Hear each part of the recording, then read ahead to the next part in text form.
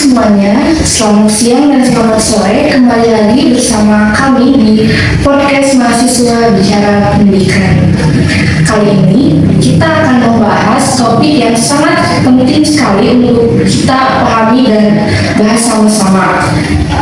Di sini saya tidak sendiri, saya bersama rekan teman-teman saya, yaitu ada Karima.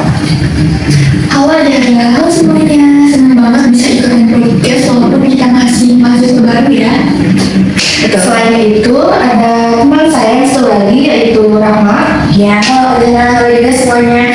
Excited banget nih bisa diskusi tentang topik yang cukup menarik ini di podcast kali ini. Oke, jadi teman-teman, sebenarnya ide podcast ini tuh muncul karena kita baru aja belajar tentang undang-undang Sisdiknas sama kurikulum merdeka ya. Jadi kita pikir kenapa enggak kita coba bahas sama-sama bareng-bareng untuk kita diskusiin supaya pemahaman kita bisa lebih baik lagi gitu. Iya, benar-benar dengan itu kesempatan buat kita biar kita lebih paham lagi materi yang kita belajar. Kita langsung saja ya ke pembahasan yang pertama. Untuk yang pertama kita mau ke Rima dulu. Oke, Rima, coba jelasin sebenarnya landasan hukum sistem pendidikan nasional di kita itu apa aja sih? Oke, berdasarkan yang aku pelajari di landasan hukum pendidikan di negara kita yaitu tertuang pada Undang-Undang Dasar tahun 1945 di pasal 31 disebutkan bahwa setiap warga negara wajib mengikuti pendidikan dasar dan berhak mendapatkan pendidikan. Nah, jadi pendidikan itu adalah hak konstitusional bagi kita semua. Oke, itu berarti artinya negara itu wajib menyediakan pendidikan ya? Iya, betul banget. Nah, dari Undang-Undang Dasar 1945 ini diturunkan ke Undang-Undang Nomor 20 Tahun 2003. Nah, ini tuh landasan hukum utama tentang pendidikan yang di negara kita. Jadi lengkap banget nih di sini. Di undang-undang ini isinya ada tentang tujuan pendidikan, manfaat pendidikan, jenis pendidikan, sampai ke sistem pendidikan nasional. Oke, terus kalau menurut Undang-Undang Sisdiknas sebenarnya landasan atau tujuan pendidikan kita itu apa aja sih? Nah, ini yang menarik. Jadi, tujuan pendidikan di negara kita menurut Undang-Undang Sisdiknas ini yaitu mengembangkan peserta didik agar menjadi manusia yang beriman dan bertakwa terhadap Tuhan Yang Maha Esa, berhak mulia, cerdik, cakap, berilmu, mandiri, kreatif, dan menjadi warga negara yang bertanggung jawab dan memiliki sifat demokrasi. Berarti pendidikan di kita itu bukan hanya soal tentang pintar aja ya, sikap sama perilaku juga sangat diperlukan sekali. Iya, betul banget. Makanya kata dosen, kita sebagai calon guru PKN mempunyai tanggung jawab untuk membentuk karakter bangsa, bukan cuma mengajarkan teori saja. Dan kalau Rahma di mana nih, kan waktu itu sempat ikut orientasi kampus ya. Terus pernah nanya-nanya juga sama kakak tingkat ya? Iya, tuh. Ya, oke. Jadi aku tuh sempat ngobrol sama kakak tingkat yang PPL kemarin. Itu jujur nih, dari cerita mereka ternyata di lapangan itu gak sesederhana teori yang kita pelajarin bang. Jadi mereka bilang kalau guru-guru di sekolah itu kesulitan nih menyeimbangkan antara mengejar target kurikulum dengan mengembangkan karakter siswa secara menyeluruh gitu. Oke, jadi maksudnya gimana? Jadi misalnya tuh kayak materi yang harus diselesaikan itu banyak ya, tapi waktu yang diberinya itu terbatas gitu. Jadi pembelajaran tuh jadi lebih fokus ke materi dan fokus ke persiapan ujian, sedangkan aspek pemenuhan karakter gitu dan nilai-nilai itu jadi kurang optimal. Makanya kan ini penting banget padahal karena karakter itu kayak penting aja gitu, karena pentingnya sama kayak aspek kognitif. Ya berarti kita sebagai calon guru itu harus siap ya menghadapi tantangan-tantangan yang ini gitu ya. Betul. Berarti ini membawa kita ke topik kurikulum merdeka. Ya. Sebenarnya apa sih Rima kurikulum merdeka itu? Oke. Jadi berdasarkan yang aku pahami ya, kurikulum merdeka ini adalah kurikulum yang baru saja dimunculkan oleh Kementerian Pendidikan untuk menangani masalah-masalah pendidikan di negara kita. Puncaknya itu pada saat pandemi COVID-19.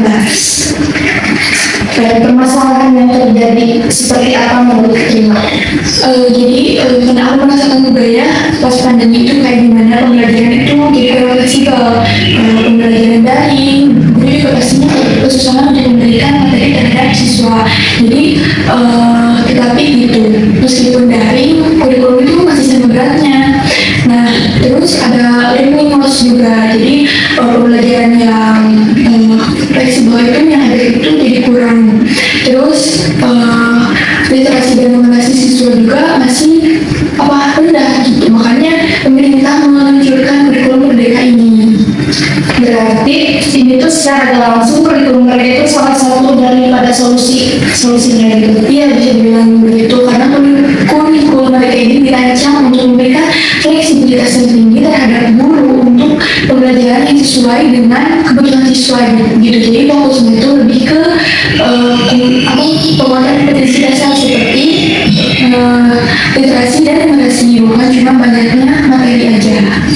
Oke, menarik banget nih. Sekarang Rahman, kan kami sempat baca-baca tentang profil pelajaran Pancasila yang menjadi landasan daripada kurikulum merdeka. Coba jelasin dong, apa sih profil pelajar Pancasila itu? Ya, oke. Jadi profil pelajar Pancasila ya, itu tuh menurut aku tuh kayak karakteristik atau ciri-ciri yang harus yang diharapkan dimiliki sama lulusan pendidikan Indonesia. Di dalam profil pelajar Pancasila ini ada 6 dimensi. Yang pertama itu ada beriman dan bertakwa kepada Tuhan Yang Esa serta berakhlak mulia. Yang kedua itu ada berkebinekaan global. Yang ketiga bergotong royong, dan yang keempat mandiri. Kelima bernalar kritis. Keenam itu kreatif. Berarti ini tuh sangat relevan sekali dengan PPKN ya? Ya betul banget, karena aku juga kayak gitu ya. Misalnya nih, dimensi berkebinekaan global. Ini kan berkaitan dengan materi tentang keberagaman dan Bhinneka Tunggal Ika yang pasti akan kita pelajari nanti ya. Terus dimensi bernalar kritis, itu tuh penting banget supaya siswa nggak mudah percaya atau nggak mudah percaya, nggak mudah ke distract sama berita hoax atau informasi yang palsu. Iya betul banget, karena di era sekarang itu literasi digital itu penting banget. Terus gimana sih cara mengimplementasikan daripada profil Pancasila itu? Berdasarkan yang aku baca ya, ada yang namanya proyek penguatan profil Pancasila atau yang sering dikenal tuh P5 ya. Jadi selain pembelajaran kurikuler, ada proyek-proyek yang mengintegrasikan berbagai mata pelajaran buat mengembangkan dimensi-dimensi profil belajar Pancasila tadi. Misalnya ada proyek tentang kearifan lokal, apa sih namanya, gaya hidup berkelanjutan atau keberagaman gitu.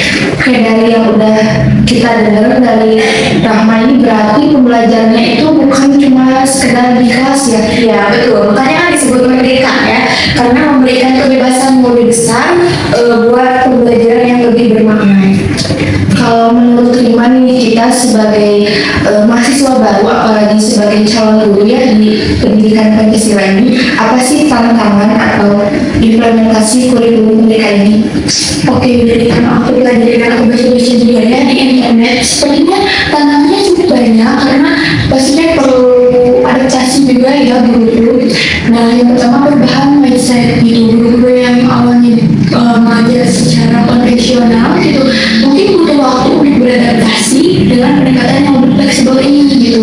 Yang kedua ketersediaan infrastruktur gitu. Jadi kan nggak semua sekolah itu memadai ya, apalagi di daerah-daerah terpencil gitu, pasti infrastrukturnya itu suka kurang gitu, kurang memadai. Nah, yang ketiga itu pelatihan guru gitu. Jadi guru tuh harus benar-benar pahami akan kurikulum mereka ini untuk pengimplementasian kurikulum di pembelajaran itu harus maksimal juga kan gitu. Jadi nggak cukup untuk sosialisasi satu kali ataupun 2 kali saja.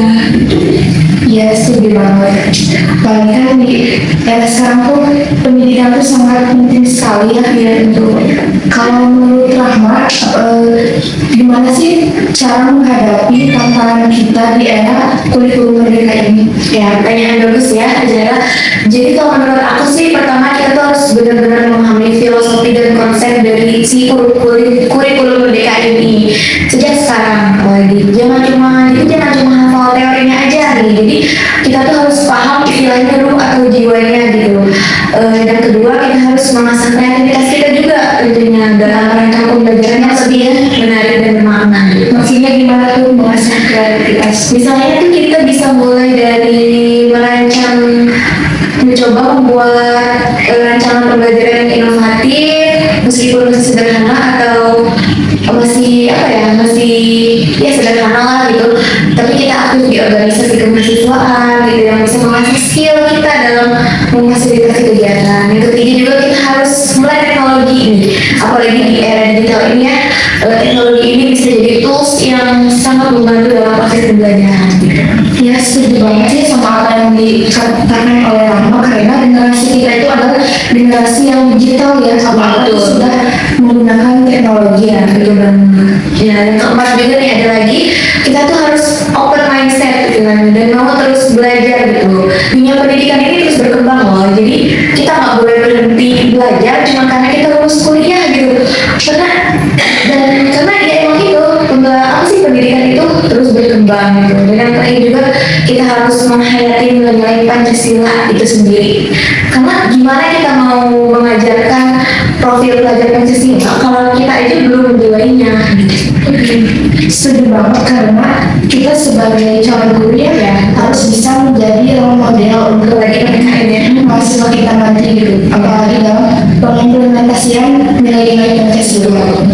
Kalau menurut Rima, dari perspektif kamu nih, apa peran guru PPKN dalam implementasi kurikulum merdeka nih, khususnya dari profil pelajar Pancasila ini? Dan jadi menurut aku peran guru PPKN itu sangat strategis ya. Kita tuh bukan cuma mengajar teori tentang Pancasila, demokrasi, ataupun sistem pemerintahan saja, tapi kita punya tanggung jawab untuk membentuk karakter bangsa gitu. Jadi kita harus membentuk siswa menjadi warga negara yang baik gitu.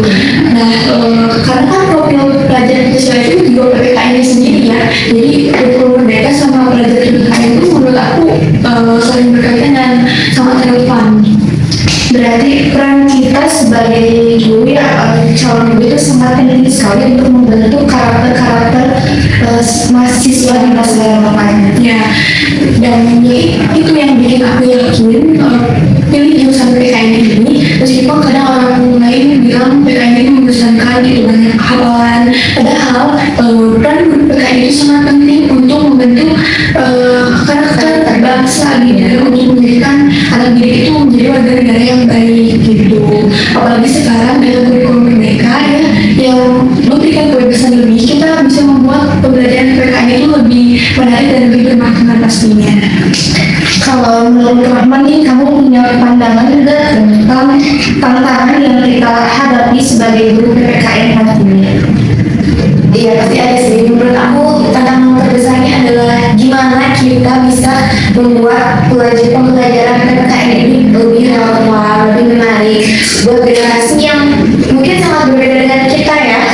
Karena mereka tuh tumbuh di era digital, terpapar informasi yang sangat cepat gitu ya, dan punya karakteristik yang unik.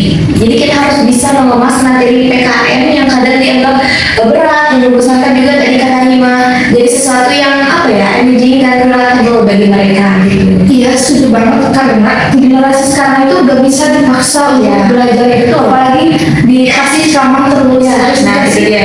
Metode yang menyenangkan. Makanya kita harus kreatif nih. Kita bisa kan sekarang tuh bisa manfaatin media sosial, video, game edukasi, atau metode pembelajaran aktif lainnya. Tantangan lain yang menurut aku tuh akan kita hadapi adalah salah satunya juga ada sih menghadapi isu-isu kontemporer yang kompleks seperti intoleransi, hoax, radikalisme, dan polarisasi sosial. Ini isu-isu yang gak mudah dan butuh pemahaman yang mendalam sih menurut aku. Setuju banget. Kalau menurut Rima, apa pesan atau harapan kamu buat mahasiswa PPKN ini, terutama kamu sendiri sama kita semua mahasiswa PPKN, untuk harapan ke depannya gimana? Ada dong ya. Tentunya yang pertama aku harap kita semua bisa mengakhiri nilai-nilai Pancasila bukan hanya sebagai materi pembelajaran saja, tetapi sebagai way of life kita gitu. Nah, kalau kita sendiri gak menjiwai Pancasila itu sendiri, bagaimana kita mau mengajarkan ke peserta didik nanti gitu. Kedua, yang pernah meremehkan profesi guru, walaupun banyak tahun di garis stigma negatif tentang guru, apalagi dengan gajinya yang rendah gitu.